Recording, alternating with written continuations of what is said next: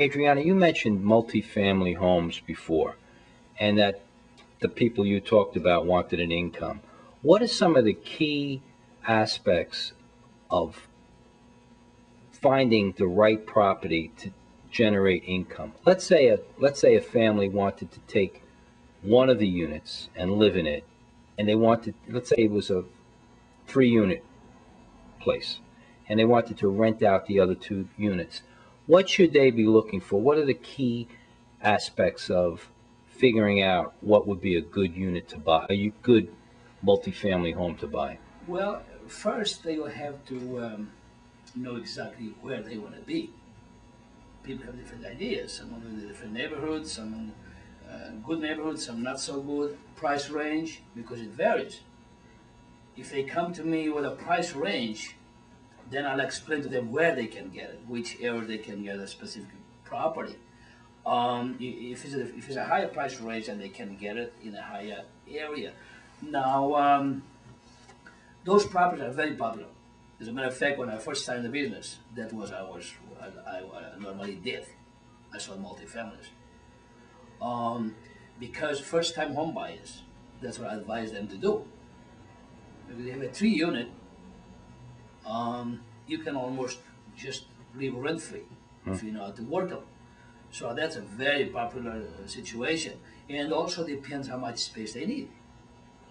And sometimes there are families that are combining, right? For instance, a young couple might have older parents that may move out of their own home and take in a unit with them, or they may have a brother or sister or another family member. We had many occasions where actually sisters or brothers, that was a very popular situation.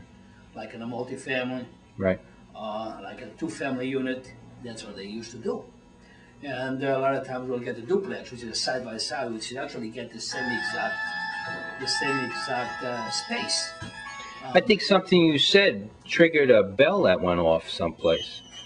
Yeah, sounds like it. You know, must be careful. But this is not an easy business. It's a very tough business. Yeah. From the get-go. Right. Regardless, I've been in this business when interest rate was 18%. We still sell properties, and I'm in the business when it's 5%. So right. You know, we used to sell them very well at that time. What are some of the biggest mistakes that you find that, let's talk buyers and then sellers? What are the biggest mistakes that buyers make? For instance, maybe they're buying a property that's too expensive for them. They get a mortgage that's too high or something like that. What do you find are the biggest mistakes that people make? Well, I always tell my buyers that every property they buy is an investment, regardless what kind of property. And the investment, you make money when you buy it, not when you sell it. If you don't buy properly, you're not going to make money. That's when you buy it, because after you buy it, you're stuck with it. So location is very important to the buyers. They got to make sure they're in the right location, make sure they're not over-mortgaged, because that's the problem. I've closed properties and some cold sales from what agent that sold my listings, that when I got to the closing, when I look at the mortgage that those poor people were paying, they couldn't figure out how they're going to pay it. So it's very, very important. And since I've been in the business, I never had an occasion that one of my customers would lose money. Everyone. No one that I work with will lose money, because I'm very careful advising them when they buy. And right. Sometimes people don't know, especially first-time home buyers. They have no idea what they do. So you don't have any clients who have got caught up in this problem of over-leverage, subprime, or foreclosure or anything like that? That's great. I think the reason is because that's how I started myself. Right. So I advise them the same way as if I was doing personally. And also we went through, like I said before, we sold properties in the 70s when the interest rate was 18%. They still would sell. But you have to be careful.